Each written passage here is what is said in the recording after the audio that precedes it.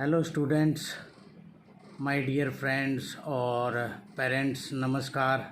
मैं धीरज शर्मा, लेखक और प्रिंसिपल। आज मन किया कि आप लोगों के साथ कुछ चर्चा करूं। तो मेरी चर्चा का मुख्य विषय है शिक्षा। दोस्तों, जैसे कि हम सब जानते हैं कि बिना शिक्षा के व्यक्ति अधूरा है और शिक्षा ही वह माध्यम है जिसके द्वारा एक बालक, एक विद्यार्थी समाज में अपने कर्तव्यों को भली भांति समझता है। शिक्षा के द्वारा ही व्यक्ति का चारित्रिक, मानसिक, नैतिक, आर्थिक विकास संभव है। और बिल्कुल सही कहा गया है कि बिना शिक्षा के व्यक्ति के व्यक्तित्व का जो विकास है वो बिल्कुल भी संभव नहीं है। जैसा कि आज के दौर में हम सब जानते हैं, कंपटीशन का युग है और व्यक्ति आगे बढ़ने के लिए अच्छी से अच्छी नौकरी चाहता है।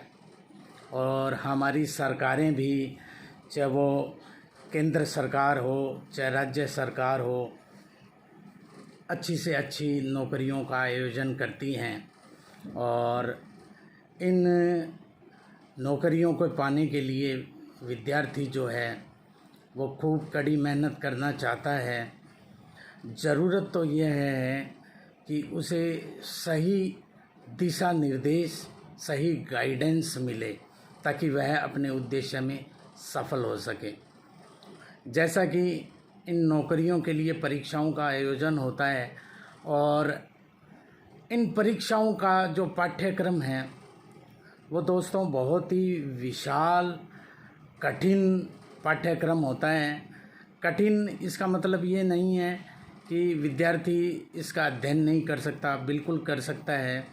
इसके जो मुख्य विषय हैं, तैयारी करता है उसके जो मुख्य विषय होते हैं दोस्तों, जैसे मेंटल एबिलिटी, गणित, साइंस, भूगोल, सामाजिक मानव शास्त्र और दर्शन शास्त्र।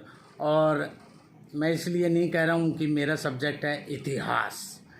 यहाँ मैं सबसे ज़्यादा जो महत्व है वो इतिहास विषय को दूंगा, क्योंकि दोस्तों भारत का जो इतिहास है वो इतना गौरवशाली इतिहास रहा है जिसे हर कोई जानना चाहता है।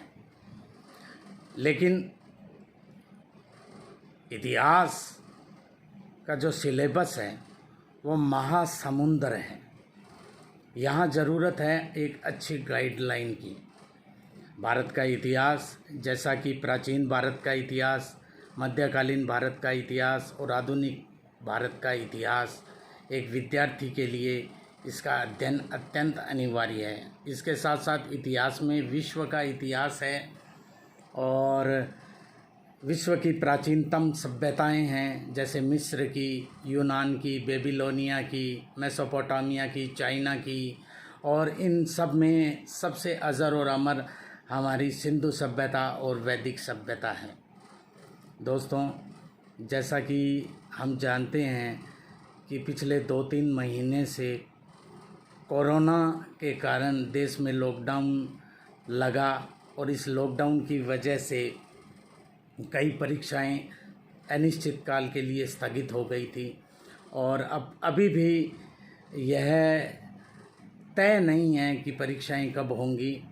तो दोस्तों, मैं YouTube पर मेरा चैनल लेके आ रहा हूँ जिसका नाम है एन ईगल्स आई, इतिहास एक नज़र, जिसमें मैं आप सबको, जो विद्यार्थी हैं उनको और जो विद्यार्थी नहीं भी हैं उनको भी, जिनकी इतिहास में रुचि है वो मेरे वीडियो देख सकते हैं।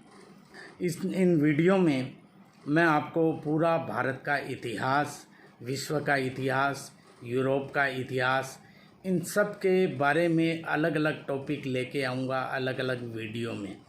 और मुझे पूरा यकीन है कि ये वीडियो आपको अत्यधिक पसंद आएंगे और इन वीडियो के माध्यम से आपके ज्ञान में वृद्धि होगी।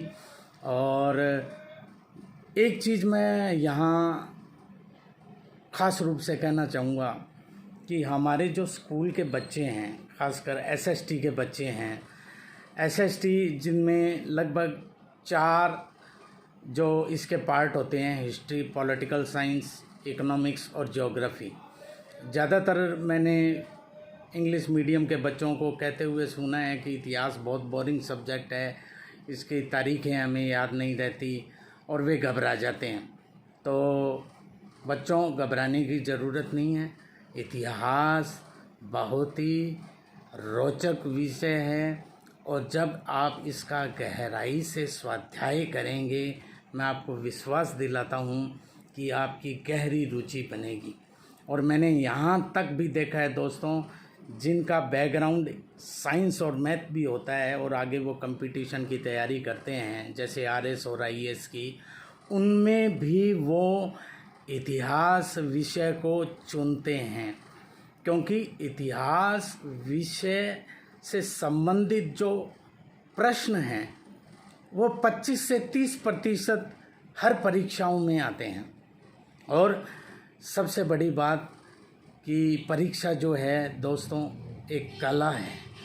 तो जिस प्रकार एक कलाकार अपनी कृति को बनाते समय अपनी कला को बिखेरता है, अपनी कला को दर्शाता है, उसी प्रकार आप परीक्षा देते समय कैसे क्वेश्चन का आंसर हमें अटेम्प्ट करना है, इसके बारे में मैं आपको पूर्ण रूप से जानकारी दूंगा।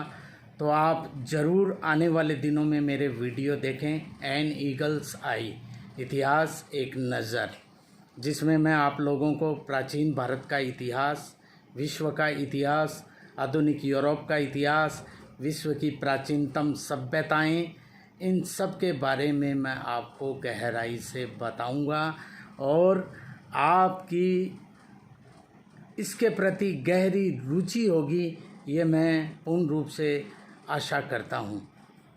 धन्यवाद।